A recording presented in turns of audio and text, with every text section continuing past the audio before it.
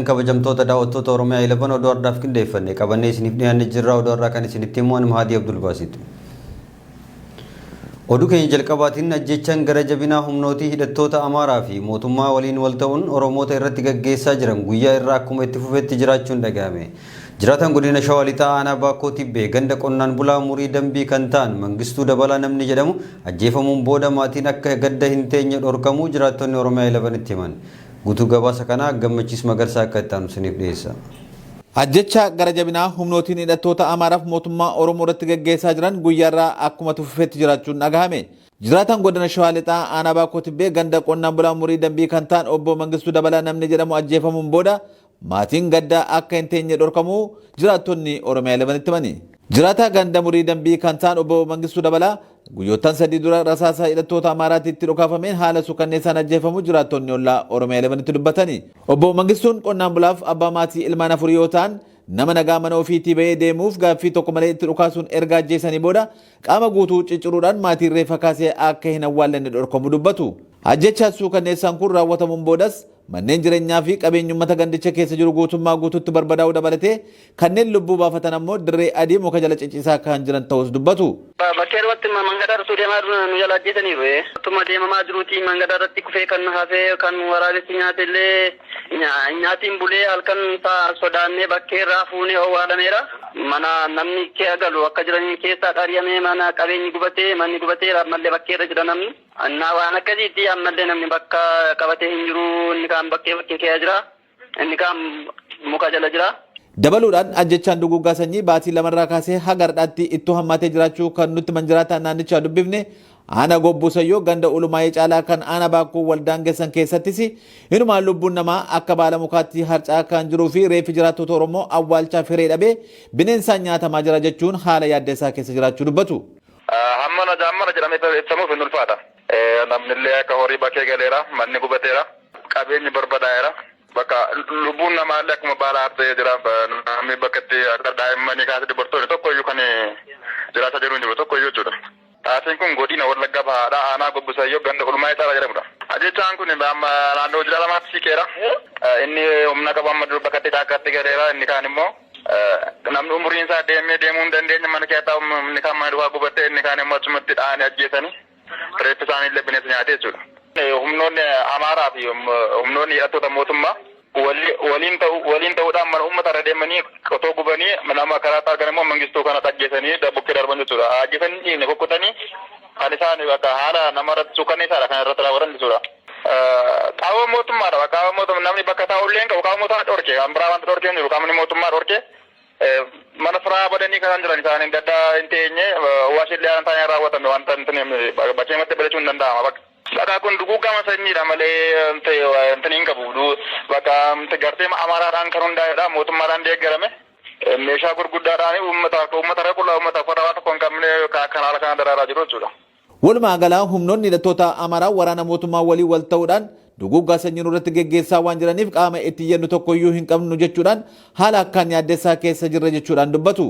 Xumura irrattis duula duguggaa sanyii irratti gaggeeffamaa jiruuf dhaamsi nuuf dirmadhaa jiraattota irraa kan dhiyaate yoo ta'u miidiyaan keenyas akkuma armaan duratti isiniif gabaasaa turre amma boodas haala uummanni kun keessa jiru hordofnee kan isiniin geenyu ta'a.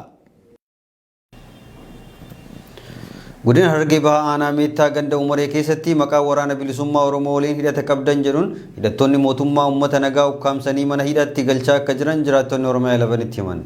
Jiraatan achirraa dubbifne akka himanitti aanicha keessatti dararaa fi hidhaan uummata nagaa irratti raawwatamu kan duraanii caalaa jabaachuu fi guyyaa kaleessaa ganda Umaree keessaa namootni 5 yakka tokkoon malee to'atamuun himame. Daraartuu Shaamii bal'ina oduu kanaa akka itti aanu isiniif dhiyeessiti. Godina Harargee Bahaa aanaa Meettaa ganda Umaree keessatti maqaa waraana bilisummaa Oromoo waliin hidhata qabdan joon hidhattoonni mootummaa uummata nagaa ukkaamsanii mana hidhaatti akka galchaa jiran jiraattonni Oromiyaa 11 itti himan. Jiraataan achirraa dubbifne akka ibsetti aanicha keessatti dararaa fi hidhaan uummata nagaa irratti raawwatamu kan duraanii caalaa jabaachuu fi guyyaa kaleessaa ganda Umaree irraa namoonni 5 yakkaan malee to'atamuun himame. Dararaa fi hidhaa yakkaan malee namoota sabboonummaa qaban irratti xiyyeeffatu kun erga sirni amma biyya bulchaa jiru kun gara aangootti dhufee kaasee cimee itti fufuu fi namoottan hawaasa keessatti dhageettii qaban hedduun badiin malee humnoota mootummaatiin hidhamuun himame. Namoota guyyaa kaleessaa ganda umaree irraa qabaman keessaa kanneen maqaan isaanii nu bira gahan Seefuu Abdurrahmaan, Barsiisaa Shamshaddiin Umaree, Raashaa Muummee, Kadiir Hassan kanneen jedhaman kunneen mana hidhaa keessatti yakkaan malee akka dararamaa jiran ibse. Namoonni hidhaman kun yeruma waraana mootummaatiin to'ataman sanitti reebichi hammaataan irratti waan raawwatameef yeroo ammaatis rakkoo fayyaa hamaaf saaxilamuun dubbatame. Keessumattuu Seefuu Abdurrahmaan namni jedhamu harki isaa cabuu fi hanga ammaattis yaala fayyaa tokko osoo hin argatin mana hidhaa kana keessatti dhukkubsachaa jiraachuus dubbate.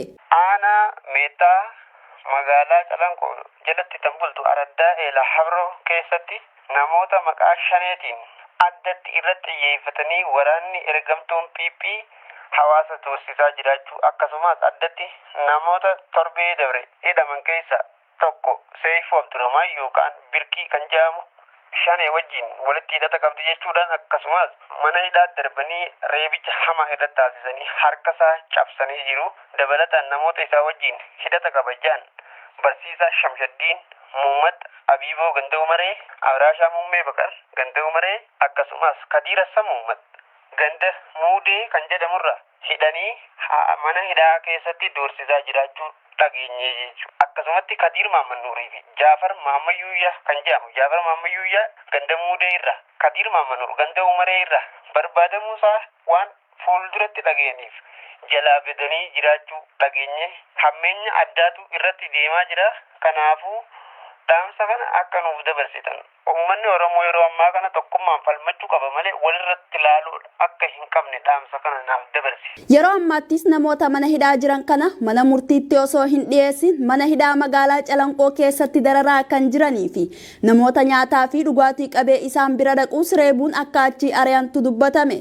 Itti dabaluunis waraanni mootummaa maqaa sakatta'insa jedhuun ganda keessa deemaa kan jiran yoo ta'u mana namaa seenuun qabeenya uummataatiis saamaa kan jiran ta'uu ibse. Ammallee aanicha keessatti namoota sabboonummaa qaban kanneen dheefa waraanaatiif jecha qe'ee fi maatii isaanii dhiisuun baqatan hunda mana isaanii tokko tokkoon irra deemuudhaan maatii isaanii weerarsaa akka jiran dubbate. Ajjecha jumlaa godina Shawaa Bahaa aanaa Fantaallee uummata Oromoo Karrayyuu jilaaf walitti qabame irratti raawwatame addi bilisummaa uummata Oromoo gochichatti kan gadde ta'uu fi kan balaaleffatu ta'uu ibse. Mootummaan naannoo Oromiyaa gama isaatiin abbaa gadaa Karrayyuu shaneetu ajjeese jechuudhaan ibsa baasan. Qumbii Gidaaboo dabalata oduu kana akka taanu isiniif dhiyeessa. Ajjeechaa waliigalaa godina Shawaa Bahaa aanaa Fantaallee uummata Oromoo Karrayyuu jilaaf walitti qabame irratti raawwatame addi bilisummaa Oromoo gochichaan kan gadde ta'uu fi balaaleffachuu ibse. Mootummaan naannoo Oromiyaa gama isaatiin abbaa gadaa Karrayyuu shaneettu ajjeese jechuudhaan ibsa baasan. Ajjecha abbaa gadaa Kadiir Hawaas boruu dabalatee namoonni 14 ajjeefaman kana mootummaan naannoo Oromiyaa abbaa gadaa Karrayyuu Kadiir Hawaas boruu qofa maqaa dha'uudhaan shaneedhaan akka ajjeefaman ibsan. Erga Abiy Ahmad aangoo qabatee as dhumaatiin uummatoota Oromoo isa bara 1880 keessa milikiin raawwatame wal fakkaata kan jedhe addi bilisummaa Oromoo ta'e jedhanii itti yaaduudhaan ajjechaa raawwatame waan ta'eef hedduu itti gadduu ibsuudhaan qaamni walabaa qoratee dhugaan jiru akka ifa ba'us gaafatee jira. Godina Shawaa Bahaa daangaa aanaa Boosetii fi aanaa Fantaallee iddoo kaarra yookiin immoo mootoma jedhamu qubatanii kan turan abbaan gadaa Karrayyuu Kadiir Hawaas dabalatee namoonni 14 humnoota mootummaa Oromiyaatiin ajjeefamuu jiraattoon Oromiyaa ilbeen dabalatee miidiyaalee akka BBC, Addis Standard fi VOA afaan Oromootti himanii jiru. Sadaa 30,2021 ganama naannoo sa'aatii 3tti poolisiin adda Oromiyaa poolisii aanaa fi milishaan godina Shawaa Bahaa aanaa Fantaallee ganda Haroo Qarsaa deemuudhaan uummata miseensa shanee baasaa jechuudhaan hiraarsaa turuu ragaan Addis Standard argate ni ibsa. Kana malees dargaggoota shan shakkine fuunee deemna jechuudhaan humnoota mootummaa fi uummata gidduutti walitti bu'iinsa uumamuu Addis Standard odeeffatee jira. Walitti bu'iinsi kana booda humnoonni mootummaa naannoo sa'aatii 11tti Haroo Qarsaa irraa gara Mataaraa deebi'an. Muddee tokko 2021 bakka mootoma jedhamu kan Haroo Qarsaa irraa kiiloomeetira 60 fagaatutti tuutni gadaa Michillee jila waaqa galateeffannaa geggeessuudhaaf walitti qabamee jira. Mootummaan bakka aanga'oonni sirna gadaa qubatanidha. Poolisiin adda Oromiyaa, poolisiin aanaa fi milishaan dhufee namoota jila kana irratti argaman namoota 41 ta'an walitti qabanii fuudhanii deemanii jedha Addis Standard. Muddee tokko galgala naannoo sa'aatii tokkotti namoota murtaa'an ajjeesuun bira darbuus himee jira. Bariituu isaa muddee lama uummanni reeffa kaafachuuf yaalii godhee garuu humnoonni mootummaa uummanni akka reeffa hin kaafne ittisaa oole. Galgala keessa naannoo sa'aatii 4 uummanni reeffa kaasuu hime. Reeffi kaafame kan namoota 14 yoo ta'u qaamni isaanii dhaanamee bifa isaanii adda baasuun kan ulfaatu ta'us himamee jira. Namoota 41 qabaman keessaa 14 ajjeefamanii ala kun eessa akka jiran wanti beekamu hin jiru jedha ragaan Addis Standard dubbise kun. Itti gaafatamaan waajjira kominikeeshinii mootummaa naannoo Oromiyaa Haayiluu Addunyaa namoonni du'uu fi dhabamuu isaanii amanii jira. Kana malees walitti bu'iinsi humnoota mootummaa fi uummata gidduu uumame hin beeku jedhan. Itti dabaluun Haayiluun tarkaanfiin kun hiriira deeggarsa mootummaaf godhame haaloo ba'uuf kan fudhatamedha jedhee jira. Hawaasa Oromoo bal'aatti gaafii guddaa kan uumu garuu gamtaan abbootii gadaa achirratti yaada kennuu dhiisuu fi mootummaa erga shaneen ajjeese maaliif sirna awwaalcha namootaan jumlaan dhuman 14 irratti hin argamu kan jedhudha. Halkan ajjechaa san dura warri gadaa sirna qabaachuu kan hime jiraatan obboleessaa jala ajjeefame nama ajjechaa sana jalaa miliqirraa akka odeeffate BBCtti himuun uummanni korma qalee abbaan gadaa waa kadhatee fi akkasiin sirnaarra bulus kaasee jira. Ganama namni dammaqee horii bobbaafateetuma maarra jirta osoo hin beekin waraanni mootummaa dhufee marse jechuudhaan ibse. Humnoonni mootummaa bakka abbootiin gadaa qubatanii namoota 40 fuudhanii erga deemaniin booda abbaa gadaa Kadir Hawaas dabalatee namoota 14 ajjeesuu BBCtti himee jira. Jiraataan kun warra bakka itti ajjeefaman reeffa kaasanii fi booda sirna awwaalchaa raawwatan keessaa tokko ta'us himee jira. Warra naannoo kanatti yeroo rakkoon jiru rakkoo ittiin hiikon namoota nagaa warra abbaa gadaa kana maaliif akka ajjeesan hin beeknu jechuudhaan jiraataan kun BBCtti himee jira. Namootaan butaman 41 keessaa 14 awwaalchi isaanii aanaa boosetti ganda qaawaa bakka mootoma jedhamutti raawwachuu himee jira. Namootaan hafan lama baqatanii galuu fi kanneen hafan hanga ammaatti achi buuteen isaanii kan hin beekamne ta'us himee jira. Ajjechaa Karrayyuutti raawwate kanas humnootiin mootummaa raawwachuu dubbii himaan idil addunyaa waraana bilisummaa Oromoo obbo Odaa Tarbii tiwiitara isaanii irratti barreessanii jiru. Oromiyaa 11 ajjechaawwan garjabeenyaa fi waliigalaa kan afaan isaaniirraa qulqulleeffachuuf jecha bulchitoota gandaa hanga Oromiyaatti damee nageenyaa irra jiran yaada isaanii irraa dhaga'uudhaaf yaalus itti hin milkoofne. Yaadotni jiraattonni naannoo Oromiyaa 11f kennan kanneen miidiyaalee hedduudhaaf kennaniin kan waliin faallisne yoo ta'u namootaan ukkaanfamanii jiran jiraachuu fi dhiisuun isaanii hanga har'aatti wanti beekame hin jiru. Milishaawwan duula waraanaa jiran maatii isaanii tumsuuf barnoota cufuu aangaa'onni Itoophiyaa beeksisan. Ministeerri barnootaa akka ibsetti muddee 6 hanga 13tti barnootni kan cufame yoo ta'u barattoonni miliyoona 2 ol kan ta'an barnoota addaan kutuun beekamee jira. Bal'ina oduu kana akka itti aanuuf dhiyeessina. Aangaa'onni Itoophiyaa maatii milishaawwan duula waraanaa deemanii tumsuuf barnoota cufuu beeksisan. Ministeerri barnootaa akka ibsetti muddee 6 irraa hanga 13tti barnootni kan cufame yoo ta'u barattoonni miliyoona 2 ol kan ta'an barnoota kan addaan kutan ta'uun beekame. Oromiyaa keessatti manneen barnoota sadarkaa lammaffaa 1342 keessatti barattoonni miliyoona 1,302 barachaa kan jiran yoo ta'u barsiistonni 44,390 ammoo manneen barnoota sadarkaa lammaffaa keessatti barsiisaa akka jiran ragaan biiroo barnoota Oromiyaa argame ni mul'isa. Waraana kaaba biyyattiitti deemamaa jiruun raafama guddaa keessa kan gale dinagdeen Itoophiyaa barattoonni akka guutuu biyyattiitti dhiibbaa waraanichi dhaale dhandhamaa jiraachuu ragaa ta'uu akka danda'u rogeeyyiin dubbatu. Biyyattii keessatti dhaabbileen barnoota olaanoon kanneen akka Yuunivarsiitii Maqalee, Addigiraat, Waldiyaa fi Dasee keessatti barnootni erga dhaabbatee turee jira. Kana malees manneen barnoota sadarkaa gadiis naannoowwan baay'eetti sababa rakkoo nageenyaaf kan addaan citan ta'us beekamee jira. Iddoowwan garaagaraatti ammoo manneen barnootaa dahoo namoota sababa waraanaaf buqqaanii erga ta'ee bubbulee jira. Naannoo Tigraay qofa keessatti namootni miliyoona 2 kan ta'an kanneen waraana dheessanii manneen barnoota garaagaraa keessa kan qubatan ta'uu aangaa'onni naannichaa beeksisanii jiru. Kana malees mootummaan guutuu biyyattiitti manneen barnoota garaagaraa irraa dargaggoota dirqamaan kaawwan ammoo gowwoomsuudhaan waraanatti guuraa akka ture isiniif gabaasaa turuun keenya ni yaadatama. Himannaawwan 11 kan irratti dhiyaate hooggantuun duraanii Maayinamaar himannaa jalqabaatiin hidhaa waggaa 4 akka adabamtu itti murtaa'ee jira. Himannaawwan hafan yoo itti murtaa'e umree ishee guutuu mana hidhaa keessatti dabarsuu malti. Hidhaan waggaa 4 kan itti murtaa'e himannaa seeraa balaa uumamaa cabsuu fi kakaasuu jedhuuni. Walumaa galatti himannaawwan 11 kan irratti dhiyaate dubartiin ganna 76 suukiin gurraandhala darbee osoo waraanaan aangorraa hin fonqolfamin mootummaa uummataan filatame hoogganaa turte. Waraanni biyyattii filannoo bara darbe godhame kan paartii adde suukii mo'atte hatameera jedhee aangoo qabate.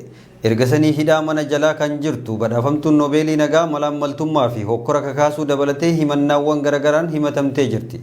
Manni murtii yeroo jalqabaaf himannaa tokko hidhaa waggaa 4 itti murteessee jira. Aangorraa kaafamuu ishee hordofee walitti bu'iinsi deeggartoota ishee fi humnoota mootummaa gidduutti uumameen yoo xiqqaate namootni 1,200 ajjeefamanii jiru. Tarkaanfii humni waraanaa biyyattii mormitoota irratti fudhate kana yakka waraanaa ta'uu danda'a jechuun dhaabbanni mootummoota gamtoomanii beeksisee jira. Egaa kabajamtoota daawwattoota keenya Oromiyaa 11 gama saatalaayitiin Aliyyaa 1 orbital 52.5 digrii E frequency 12.73 vertical simborreetii 27,500 irratti hordofuu dandeessu. Oduun har'aaf qindeeffannee kanneen hanga ammaa turanii oduu isinitti himuun kan isin faana turan Maadii Abdul Baasit ture. Ogeessa kaameeraa fi teeknikaa Muhammad Amin Izzaddiin wajjin ture hangama kiyyaan nagaa ta'echaa qophiilee Oromiyaa 11 kan biroo waliin turtii gaarii.